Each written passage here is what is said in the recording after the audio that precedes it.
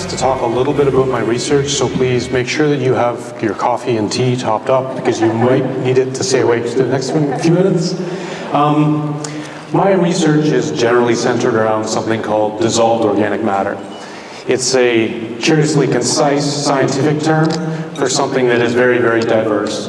Dissolved organic matter arises chiefly from the breakdown of plant and animal matter in water. And so it has virtually all of the possible sources that it could. But we treat it scientifically as one thing. It does have what are known as optical properties, or the ability to absorb and retransmit light. And it has a source signature based on those optical properties.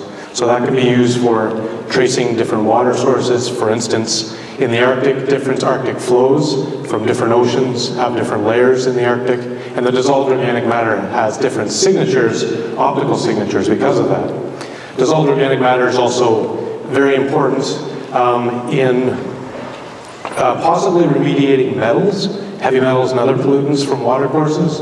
It binds with the heavy metals and removes them from their free form in the water so that they can't be consumed. So it reduces their toxicity. On the other hand, it also binds with chlorine, and in water treatment processes, this results in disinfection byproducts which are potentially carcinogenic. Now, how does this relate to dissolved organic matter? Generally is through the source signature. My research is based on mapping or fleshing out the relationship between dissolved organic matter's function as it binds metals and its source, so its source signature. So that's basically my area of research, and I've been fortunate enough to travel up to the Arctic with Celine. Celine sent me there on the Canadian icebreaker, the Louis St. Laurent. It was a very enlightening experience, and she's able to offer that experience to many other students as well.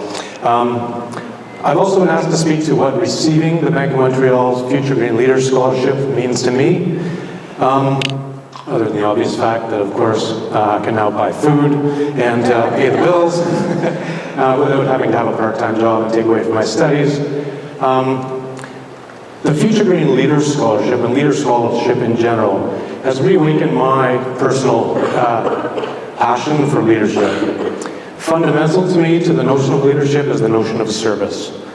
A leader has a duty to serve the people that they're working for, that they're leading.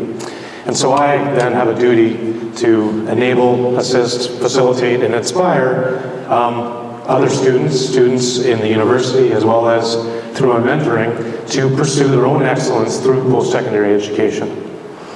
And so I guess what receiving the Green Leaders Scholarship means to me is that I have more work to do. I have my scientific work, and I have this other duty. I do have this duty to assist other people to find their own excellence as well.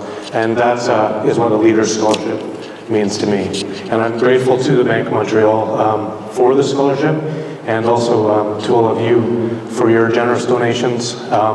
Your donations do get multiplied, magnified by the philanthropy of the recipients as well. So I'd like to thank you very much for that. Thank you.